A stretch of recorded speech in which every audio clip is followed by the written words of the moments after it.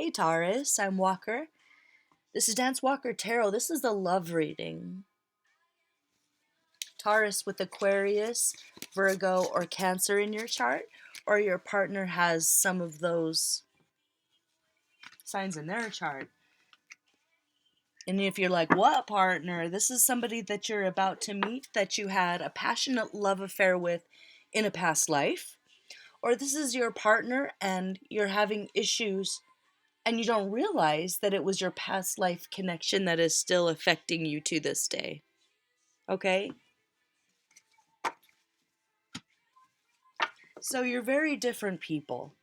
You're probably very different people to this day, but I pulled some cards, got this little past life deck here. So for one party, what they did for kind of like a job or work or who they were, it says mining. Okay, so this person was very interested in money, in wealth. They enjoy working outdoors, collect rocks, collect money, collect wealth, collect abundance. They were more of a risk taker. The challenges to them were sensitive to toxins, smoke, pollution, claustrophobia. They don't like being in caves either or feeling trapped at all. So that person, I'm thinking that you might have been more of a city person. They might have been more of a nature a nature lover, but I see that you both really love nature, and I think that you are, if this is the other person, you're a little bit more versatile. Like you can be dropped anywhere and thrive. Basically, you're flexible and you're adaptable and you learn quickly, where I think this other person might have been stuck in their ways a little bit more, or reverse it. So their focus in the past life was money and accumulating wealth. And the challenge, or their shadow side, was that they were a bit miserly and they didn't share. They kept it to themselves. And why didn't this? It seems like there was a almost a tragedy that happened between you two. Or it didn't work in the past life, and this is the life where you guys get another shot at working it out. Okay, so the issue with this person was it seems like you came from different socioeconomic backgrounds. And the truth that they never told you was that it's not like they looked down on you for not having as much money or coming from a poor family or less auspicious or famous or something like that. That did affect their decision making process when it came to choosing you. So maybe they had a chance to choose you to go forward with a marriage and they didn't do it because of financial reasons. And they regret that, and that was a mistake on their soul's part, and it's affected all of their relationships up until this point. And for some of them, a clue, if this is somebody that you know in your life already or you're about to meet, they might be very, very wealthy, but you can never tell by looking at them because they don't really take care of themselves, because there's a part of them that hates themselves for what happened in the past. That's not for everybody, obviously. But they ignored their true love. They ignored their soulmate. And they regret that at a very deep level. At a very deep level, they realized that they chose money over love, and that was a mistake. And it's coming forward in this life as um, kind of an unacknowledged depression. Like they brush it off as, well, I don't want the wrong kind of people to want me for my money. But I think kind of deep down inside, there's a little part of themselves that hates themselves for not being courageous and choosing love, because money does not buy happiness. Think of all the millionaires that end up, suicide victims. You can be all alone and depressed in a mansion. Like, go to a really, really fancy rich people mall, somewhere in Malibu or Beverly Hills or something and walk around. Those people aren't happy. Those people are miserable. They're the most miserable motherfuckers you ever meet in your life. Or, go to a symphony with the highest echelon. They're all wasted. They're all wasted and miserable. Okay, so maybe that was a hard lesson that this person had to learn. So you in the past life, completely opposite of this person who was very, I mean, you're both hardworking, but you were a lover. You were a healer. Okay, holistic, clairvoyant, open, honest, vulnerable. It says, your gifts were you empowered others, interested in natural ways of living. Okay, so very connected to nature. That maybe is what you had in common. That's the thing that maybe you did have in common, is that you could be in nature together and feel free. It's like little kids that like to play together, and your souls at this part. This part of your path. If you haven't met each other yet, it's like your souls just desperately miss each other. Like you just kind of want to wrap each other up in each other.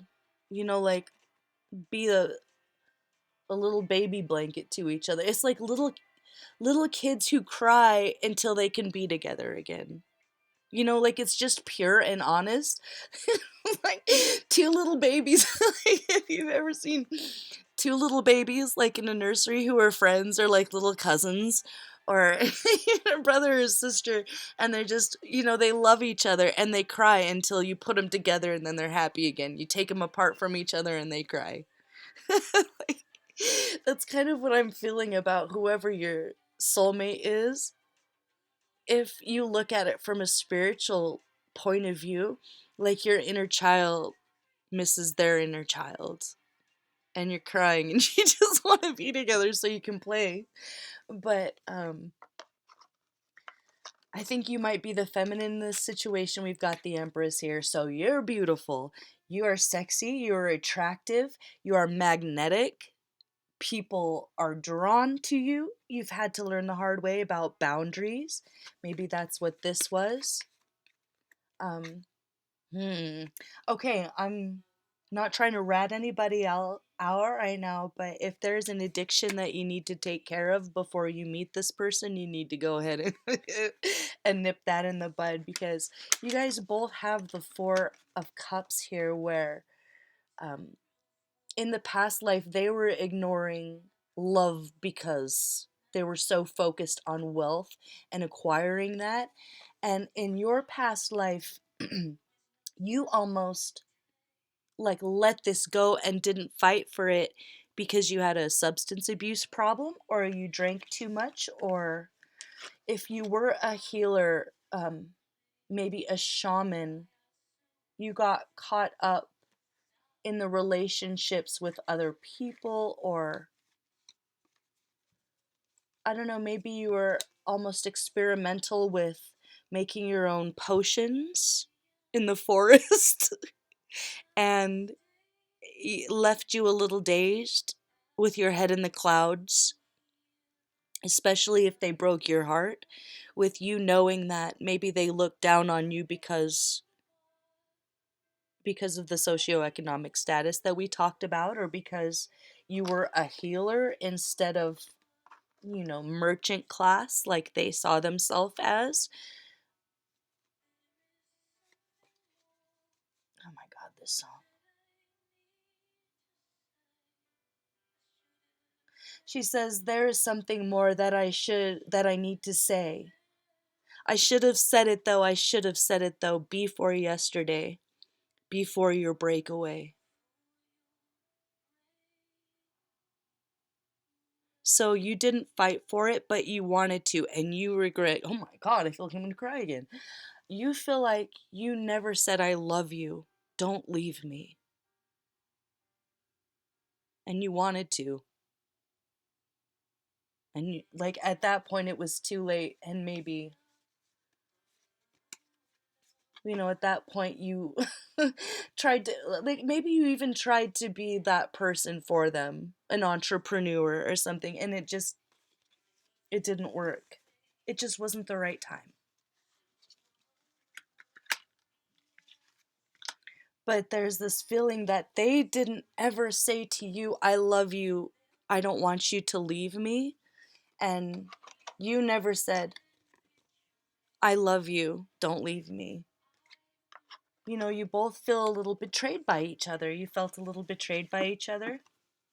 And for some of you, if there is a substance abuse issue or an addiction, it's this past life heartbreak coming through, and maybe knowing that that's where it stems from. It's like this little kind of broken heart that you've always had, even though things are okay, or something like that.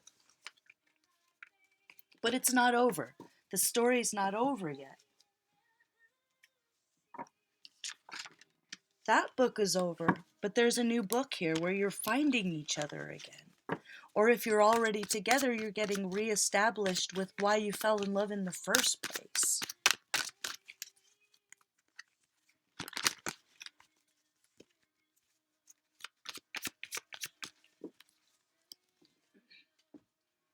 Before yesterday, before your breakaway.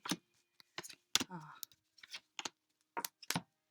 You did need to be apart from each other and stand strong in your own way for the different battles that you're putting up with. But this is assured success. This is don't give up. This is stay optimistic. This is you're going to get clues and synchronicities. Like, look for clues in unconventional places, like not just number sequences. For some of you, you notice numbers and synchronicities with that. It's saying listen to the music that you hear. Go into nature. You're both transforming, and this came up in the other reading too, leaving lives behind so that you can truly be with each other again. What are they like in this life? What do they do for work? Let me see.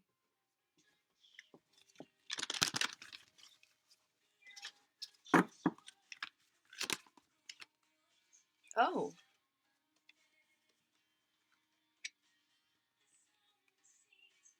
this is interesting. Two came up for them, knight and jeweler. So they're a warrior. They're very strong physically. They're very capable. And a jeweler. So it's like the life that they had mining in the past life has given them the skills that they have now to make incredible works of art. They volunteer and they enjoy helping others. They've moved away from being a miser and wanting to keep their resources to themselves. They've evolved. They could be more of the loving, open lover that you need. The challenge here, it's going to be a fear of being in poverty again. That fear is not completely gone. And they might stick around with work they don't love just to make money, and that might annoy you. But remember, it's because they're really standing up for you at the end of the day. That's how they see it. They might be careful of engaging in verbal battles. So you might not be able to win with them if you fight, but I don't see you guys fighting at this point. If you had tried to force it maybe in the past life, I don't know, something was wrong where it wouldn't have worked out. So who are you right now? Oh, so you love to farm, you love to garden, you love to grow things. Maybe you love to make your own lotions and potions and oils and fragrances or teas, something like that, but you're still a healer. Like these are intrinsically connected. And your past life as a healer, a Reiki master, or I'm like ancient Chinese medicine, your knowledge there has contributed to this feeling of being a natural at it, of having a green thumb, of everything blossoming when you walk by. The challenge is here for you is that you could be a workaholic too. And for a clue for if you are like, is she talking about me? Difficulty getting along with coworkers could be a clue, but that's okay. You're kind of better off alone. You can make everything happen by yourself, sort of thing. How are you going to meet each other again if you don't already have them in your life?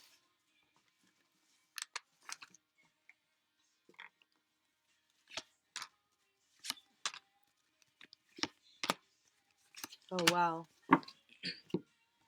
It's going to come in really quick after a period of darkness. So that could be very literal for someone. Like you might meet them early in the morning and you're like, I hate mornings, but it's going to actually be the love of your life one of these mornings, and it's going to be instant and you're going to know it. Or this is like one of you or both of you coming out of the dark night of the soul together, but from separate points of view, and it just lines up and it's synchronized and it's perfect.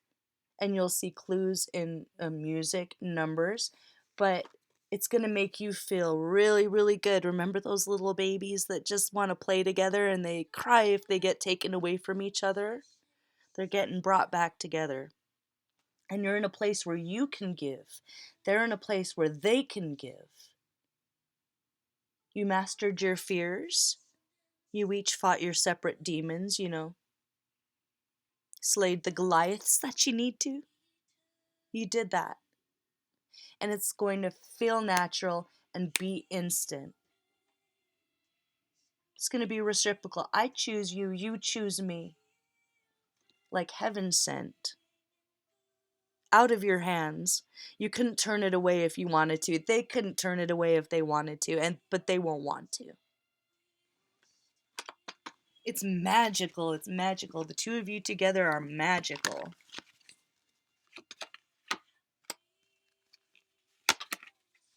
Hmm.